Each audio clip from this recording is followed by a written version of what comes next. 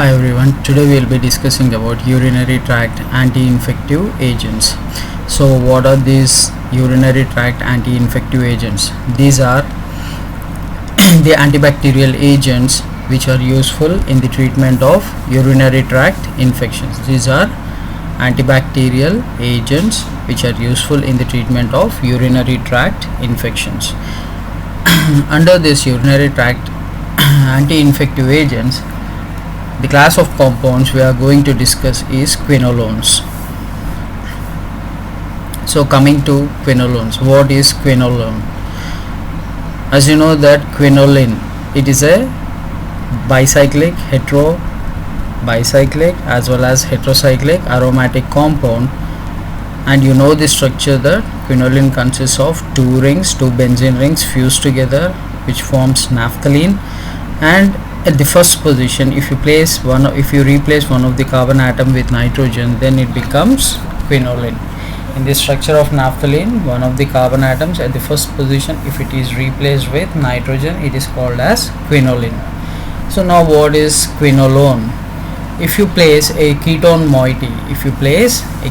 moiety at some position like fourth position, why? Because we are particularly studying about quinolones, and this is the core structure of quinolone antibiotics or antibacterial agents, antibiotics. So this is quinolone structure. As you can say, it resembles very much similar to quinoline, in which the fourth position carbon is oxidized to ketone moiety. So this is the core structure of quinolone, or you can also call it as quinoline 4-one, or else directly you can call it as quinolone. So the quinolones are a family of antibiotics containing a bicyclic core structure related to compound 4-quinolone. The first member of this core series discord was nalidixic acid. Under quinolones, the first member discord was nalidixic acid. In 1960s, it was used to treat both community acquired and severe hospital acquired infections.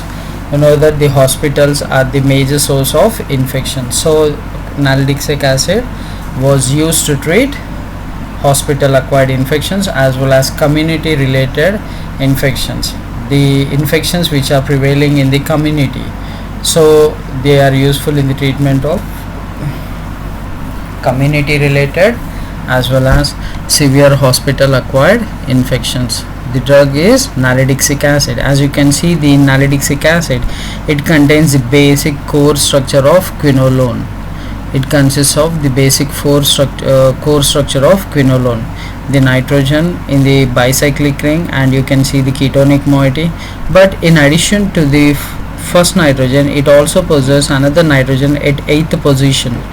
So although if a naphthalene ring contains nitrogen atoms at 1 and 8th position, then it is called as naphthyridine.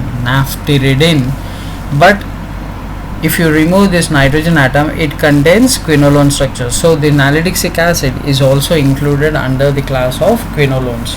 So in order to remember the structure of nalidixic acid, which stands very much different from the other quinolones, you can remember it as naphthyridine. Very less number of quinolones consists this core structure of naphthyridine. Most of them contain quinolone structure. So the basic structure in nalidixic acid, it consists of naphthyridine. On the first nitrogen, you can see there is an ethyl substitution, and at 7th position there is a methyl substitution, and a ketone moiety and nitrogens, these are very common, and a carboxyl group at 3rd position. So this is the structure of nalidixic acid. Coming to quinolones are broad spectrum antibiotics that are active against both gram positive and gram negative bacteria. That is the reason, and they are also useful in the treatment of mycobacteria and anaerobes. That is the reason it is included under the class of broad spectrum antibiotics, gram positive, gram negative, mycobacteria as well as anaerobes. So what is the main mechanism of action? It majorly involves with disrupting the enzymes like topoisomerase 4 and DNA gyrase. So these are the two key enzymes you need to remember under this class of quinolones. The main mechanism for most of these analogs belonging to the class of fluoroquinolones or quinolones, they inhibit the enzymes topoisomerase 4 and DNA gyrase. So remember these two enzymes when it comes to quinolones. And what is the function of these two enzymes? We'll quickly have a glance over it, and then we'll proceed with the individual drugs. Before that, we'll go with SAR. So coming to the functions of these two enzymes, we'll quickly have a look at it. The topoisomerase 4 has two functions in the cell. First, it is responsible for unlinking or decatenating of DNA followed by DNA replication. You know that when the DNA has to replicate, it has to undergo unwinding. That is, the two strands of the DNA must be separated. So one behaves as a template for the synthesis of the next strand. So this is how the DNA replication proceeds. So for the unlinking of the DNA double helix, it requires topoisomerase 4. So this is the main function of topoisomerase 4. And after this, it also functions as a semi-conservative method. It also acts as a semi-conservative method where the newly replicated DNA strands are interlinked. One is unlinking, the another role is interlinking. First it separates, then it undergoes replication, and the template strand and the new strand has to intertwine, or they have to be linked, which is carried out by topoisomerase 4. So the main function is, the first thing is it is involved in unlinking of the DNA strands, and then followed by replication, and after replication the two strands have to be interlinked. One is the template strand and the new strand, another one is template strand and new strand. So one DNA molecule will give two copies of DNA. So these two copies of DNA are formed because of interlinking, and that interlinking is carried out by topoisomerase 4.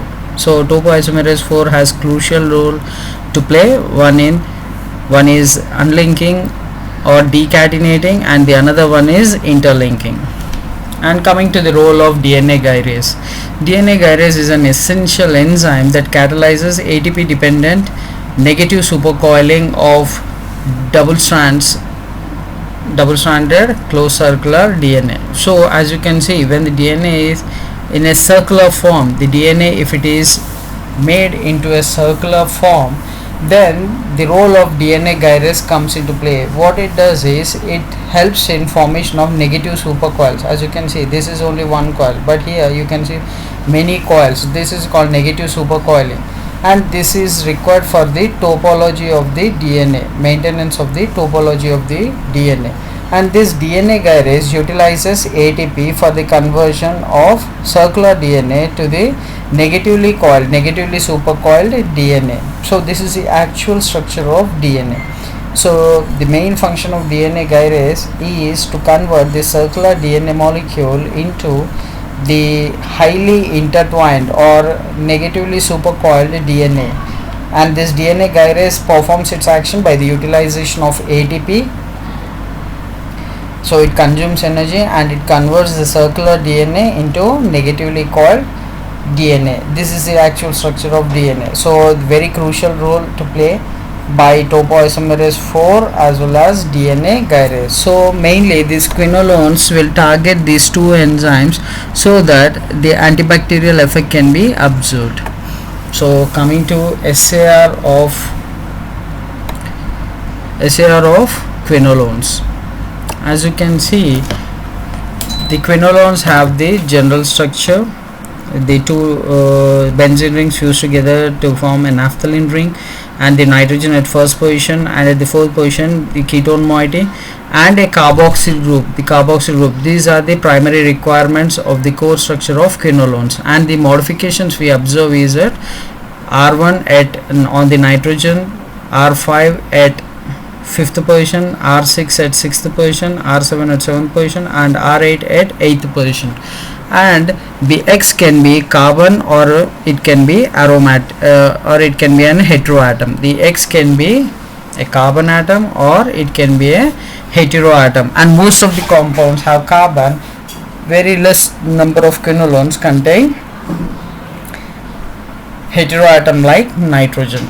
And if nitrogen is present, you can call it as naphthyridine ring. And if this X is carbon, then you can call it as quinolones. So quickly going through the SAR of quinolones. So coming to the first position, the R1 substitution. So numbering, we should start from nitrogen. So numbering proceeds this way: 1 2 3 4 5 6 7 8. I repeat: 1 2 3 4 5 6 7 8. So this is the numbering. It goes anti-clockwise starting from nitrogen. And coming to the substitution on nitrogen, the R1 increases overall potency of the in the following order. How? So if the substitutions are like, if the R1 substitution is cyclopropyl, you know cyclopropyl, this is cyclopropyl, followed by 2,4-difluorophenyl, 2,4-difluorophenyl, and followed by alkyl methyl. So the activity will be high if you place a cyclopropyl moiety at the first position. The substitution is with cyclopropyl, followed by 2,4-difluorophenyl, and followed by alkyl substitution. So overall increase in potency will be with cyclopropyl moiety at first position, and it decreases with to 2,4-difluorophenyl and further decreases to alkyl substitution. So this was about R1 substitutions. And coming to R5 substitutions, as you can see at R5 you have an electron donating groups or plus-I groups, and electron donating and plus-I groups, and the highest activity is observed with, if the R5 substitution is with amine. You know that nitrogen and oxygen both have the capacity to release the electrons, but when you compare the electronegativity of nitrogen with oxygen, oxygen is found to be more electronegative, and so the nitrogen in that terms can release the electrons freely compared to oxygen. So greater the electron releasing effect, so greater will be the activity of gram positive nature, that is the molecule will have greater gram positive activity. So coming to its order, amine is greater than hydroxy, is greater than methyl or any alkyl substitution. So the substitution should be with electron donating groups or plus-I groups. You know that these are electron donating groups and plus-I groups. So the order of decrease will be like, it starts from amine, followed by OH, followed by alkyl substitutions. And coming to R6 substitution, when it comes to R6 substitution, increase in the gram negative activity is observed if it is substituted with fluorine. If fluorine is present, you can call it as fluoroquinolones. If fluorine is present, you categorize them as fluoroquinolones. Quinolone is very common, so if you place it with fluorine, you call it as fluoroquinolones. So increase in the gram negative activity is observed when the R6 is substituted, when the hydrogen atom at 6th position is substituted with fluorine. And coming to R7 substitution, so increase in the gram negative activity is observed if R7 is substituted with piperazine. You know this is piperazine, 6-membered ring with 2 nitrogen atoms at 1 and 4 positions, and no aromaticity, it is piperazine. If it was aromatic, it is called as pyrazine. You know that pyrazine is aromatic, it is 6-membered and it contains 1,4 dinitrogens, but this is piperazine. Piperazine contains 1 and 4 nitrogens with no aromaticity observed. There is no conjugation either. So gram negative activity is increased if it is substituted with piperazine, and the order of gram positive activity will be like, this is called as indane. This is called as indane ring. The benzene ring fused to a cyclopentane ring is indane, and this 5-membered ring is pyrrolidine, and this is piperazine, as the case with you have seen just now, the piperazine, but it is methyl substituted. So the order of activity will be like, so this is indanyl is greater than pyrrolidine followed by methyl piperazine. So this is the order of activity which is decreasing for gram positive activity. The greatest activity is observed with indanyl. So at R7 only piperazine substitution has greatest gram negative activity, and there are some differences observed if the order of activity will be decreasing, starting with indanyl followed by pyrrolidine followed by methyl piperazine, and coming to R8 substitution. So as we said, the X can be C or it can be nitrogen. So if it is present with nitrogen, then there is a greater activity against anaerobes. The greatest activity is against anaerobes. And if it is carbon substituted, then the activity is against gram positive bacteria. So this is a brief explanation of SAR of quinolones. The same is written in the sentences. You can once go through it if you have any doubts in understanding the structure for SAR description. So this was about SAR of quinolones. And coming to the classification of quinolones, so basically this classification of quinolones is done based on their development and their activity.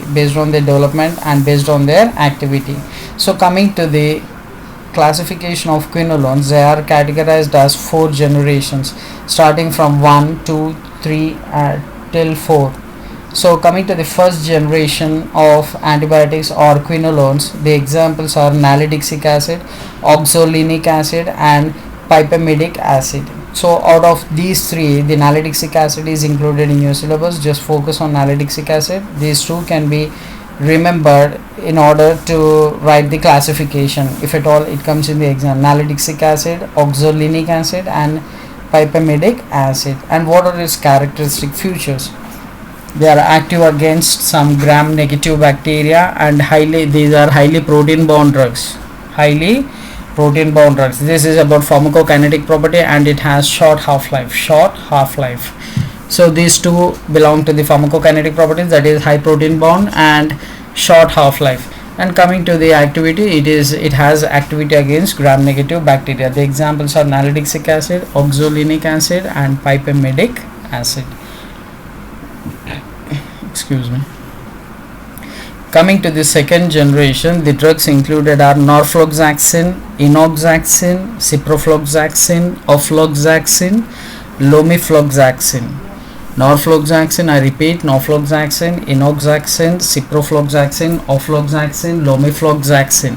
And coming to these characteristics of this drug, they are 50% protein bound, and they have longer half-life compared to the first generation, and they have increased or improved activity against gram negative bacteria. Coming to the third generation of drugs, they are timofloxacin, sparfloxacin, gripafloxacin. Out of this, sparfloxacin has been given in your syllabus, and coming to their characteristics, they are active against gram negative bacteria, and they are also active against gram positive bacteria. So slightly there is a movement from gram negative to gram positive strains. Coming to the fourth generation of quinolones, the examples include clinafloxacin, trovafloxacin, moxifloxacin, gatifloxacin.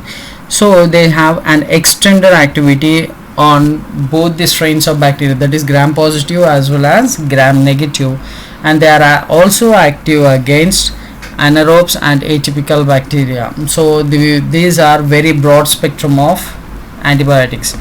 Under this, moxifloxacin and gatifloxacin have been included in your syllabus. Coming to third generation, sparfloxacin has been included. Coming to second generation, norfloxacin, enoxaxin, ciprofloxacin, ofloxacin, lomifloxacin has been given. And coming to the first generation, nalidixic acid. These constitute the drugs prescribed under your syllabus. So coming to the first drug, which belongs to the first generation of quinolones, nalidixic acid. So as we have said, in nalidixic acid, it stands different in chemical structure from their analogues, in that it consists of naphthyridine ring.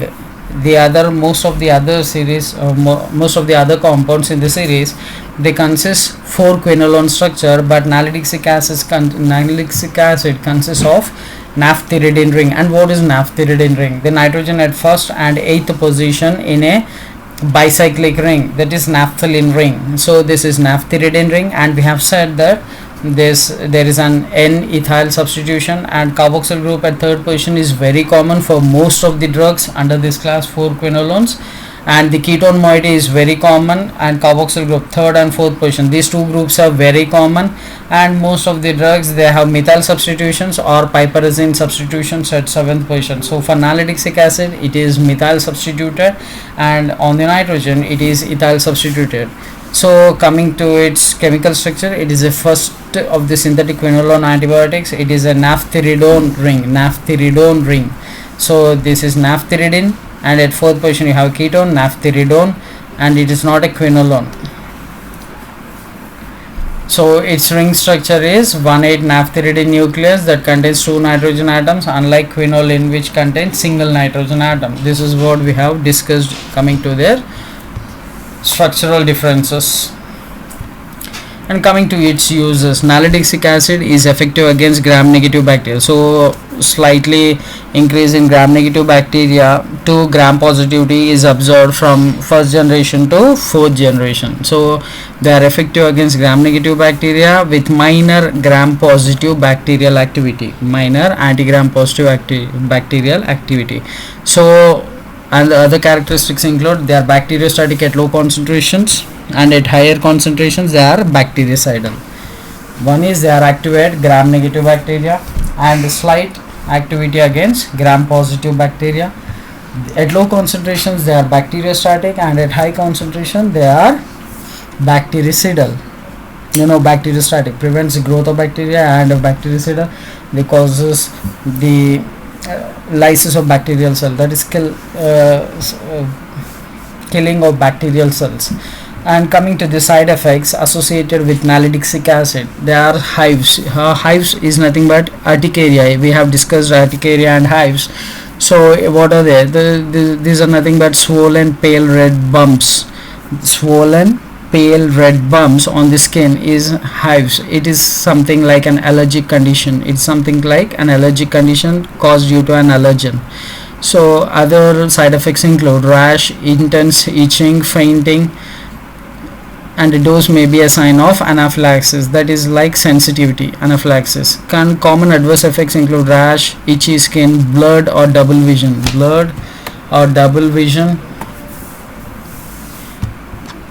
Halos around lights. When we see there is a halos around lights, and changes in color vision, nausea, vomiting, and diarrhea.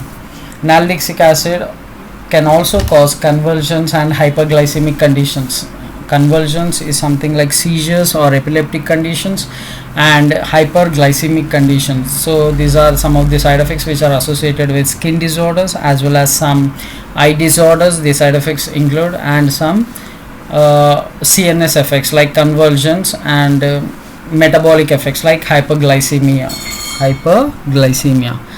So, and coming to its mechanism of action, nalidixic acid is converted into an active metabolite, hydroxymethyl nalidixic acid.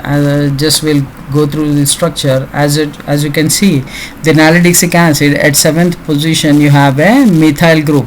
So if methyl group is hydroxylated, then this becomes CH2OH. So that is 7-hydroxymethyl nalidixic acid, that is called as 7-hydroxymethyl nalidixic acid, which binds strongly to the DNA and interferes with the synthesis of RNA.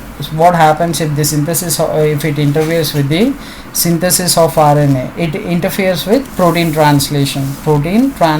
So protein synthesis is affected. And as we said, this nalidixic acid also has its effect on DNA gyrase and topoisomerase 4. and we know what are the functions of DNA gyrase and topoisomerase. Topoisomerase, one is it causes unlinking or decatenating, and another one is interlinking, semi-conservative method. Those are the two functions for topoisomerase 2. 4, I beg your pardon, that was for topoisomerase 4. And coming to DNA gyrase, you know that it converts the circular DNA, induction of negative supercoils, so that the topology of the DNA is changed, and this DNA gyrase utilizes the energy in the form of ATP for conversion. So nalidixic acid will affect DNA gyrase as well as topoisomerase 4 involved in DNA replication and cell division. And apart from it, it also affects protein synthesis. How? By interfering with RNA synthesis. So this was about nalidixic acid.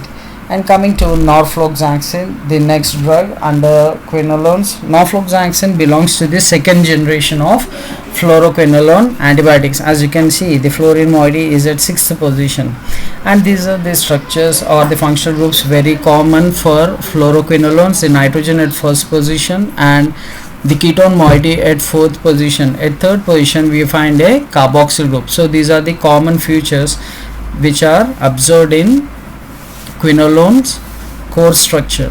So at 6th position we have a fluorine atom, and at 7th position you can find a piperazine ring. And we have discussed earlier what is a piperazine ring. A 6-membered ring which contains 2 nitrogens at 1 and 4 position, it is called as pyrazine. And piperazine, it consists of a 6-membered ring with 2 nitrogen atoms at 1 and 4 position, but this is but the ring is not aromatic. So there lies the difference between pyrazine and piperazine. So this is the brief chemical description of norfloxacin. It contains core structure which is 4-quinolone, and at 6th position there is a fluorine substitution. At 7th position normethyl. So we were discussing the presence of methyl group at 7th position in the earlier structure. So if the methyl group is absent, then we use the term called as nor. At 7th position there is a methyl missing, so we use the term nor. So it is 7 normethyl, but you can see that there is a presence of piperazine ring. So the norfloxacin core structure consists of 4-quinolone ring with carboxyl group at 3rd position, ketone moiety at 4th position, and ethyl substitution at 1st position, that is on the nitrogen. At 6th position you have a fluorine atom, and at 7th position it is piperazine.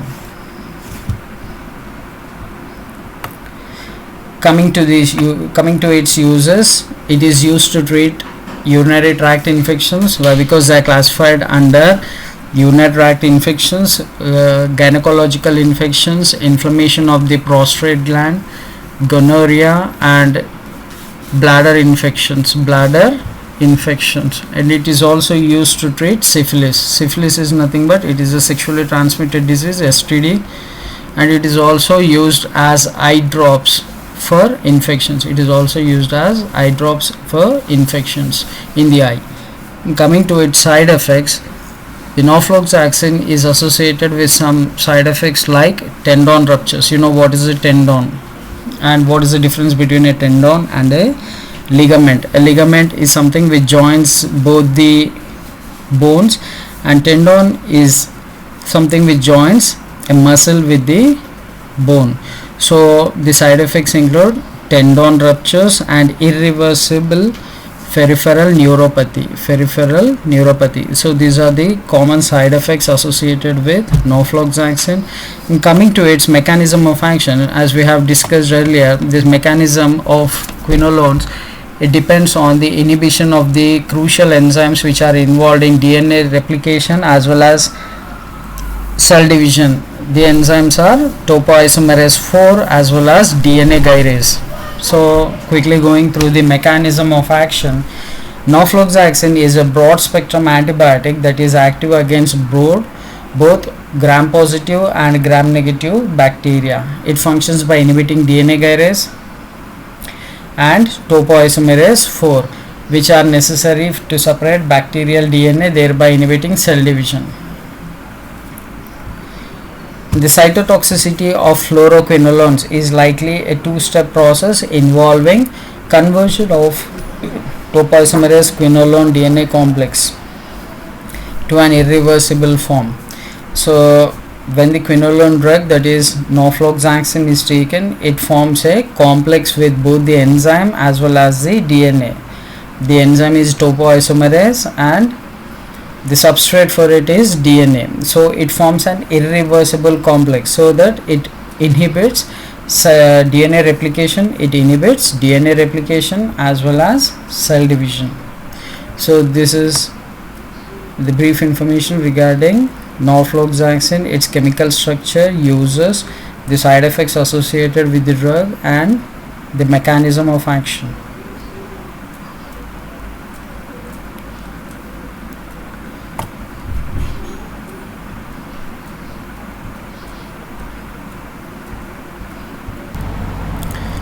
The next drug under this class of fluoroquinolones is enoxaparin.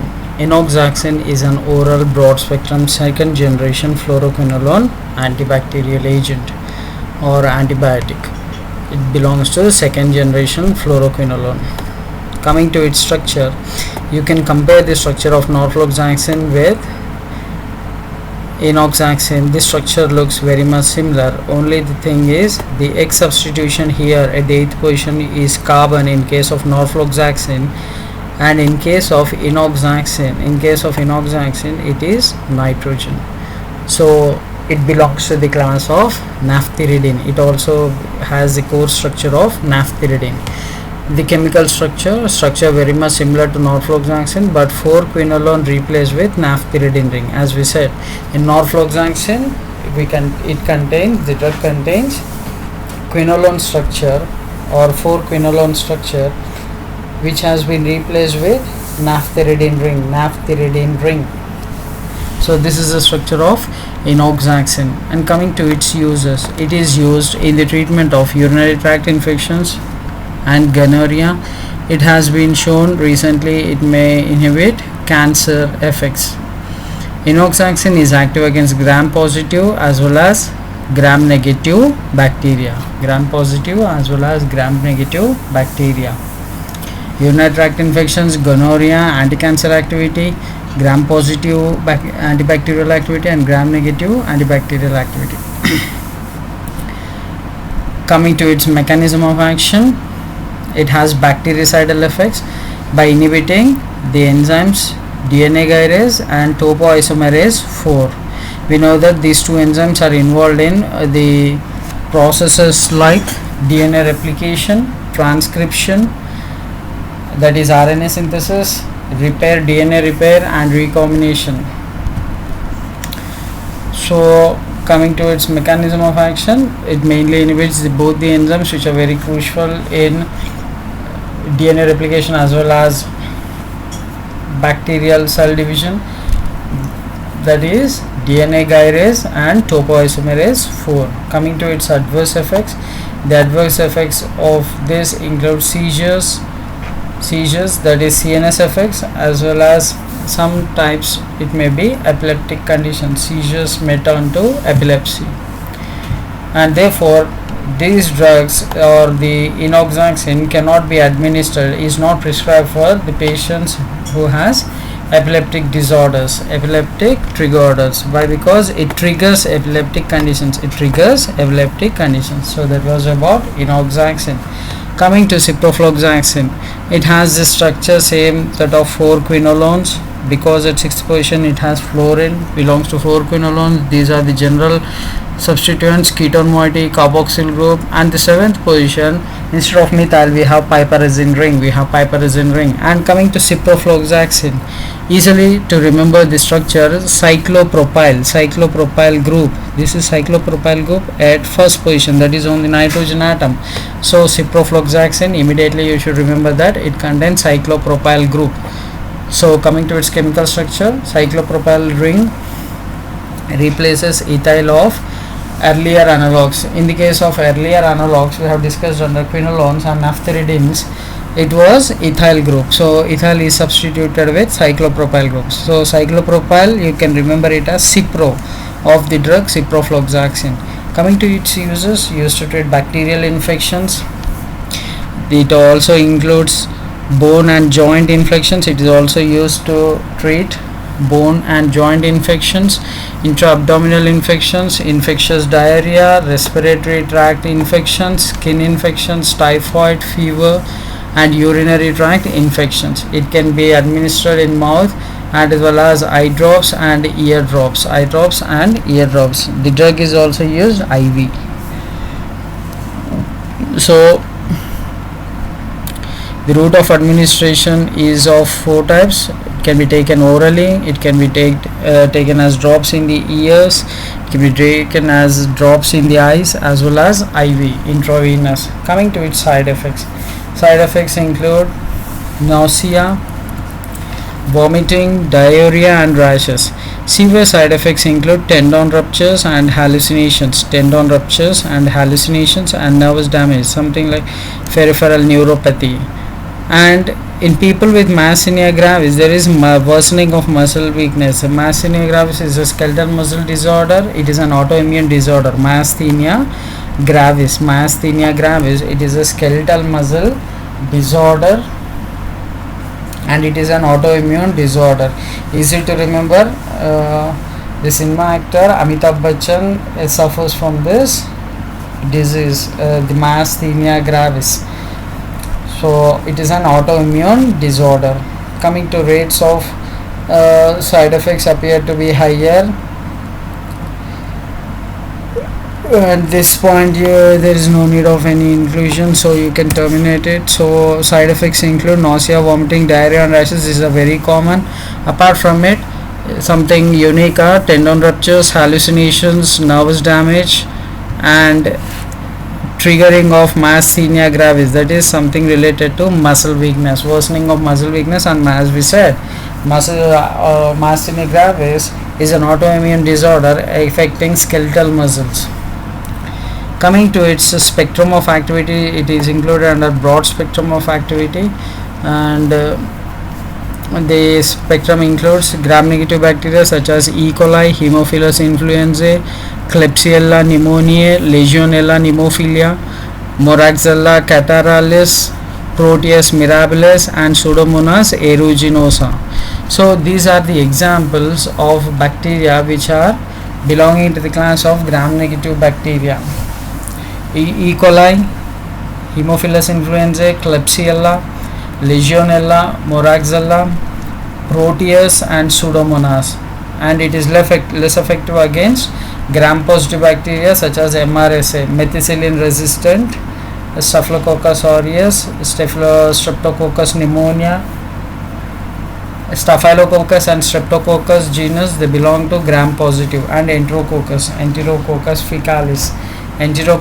faecalis. So remember some genus which come under this class of gram-positive, that is Staphylococcus, Streptococcus, and Enterococcus. Streptococcus pneumonia, Staphylococcus aureus, and Enterococcus faecalis. And coming to its mechanism of action, it functions by inhibiting DNA gyrase, and DNA gyrase is also called as, or it is a type of topoisomerase 2, and it also inhibits topoisomerase 4, necessary for bacterial DNA separation as well as replication and interlinking. The functions we have seen for DNA gyrase and topoisomerase 4. So main action, it affects DNA gyrase as well as topoisomerase 4. So this is about ciprofloxacin.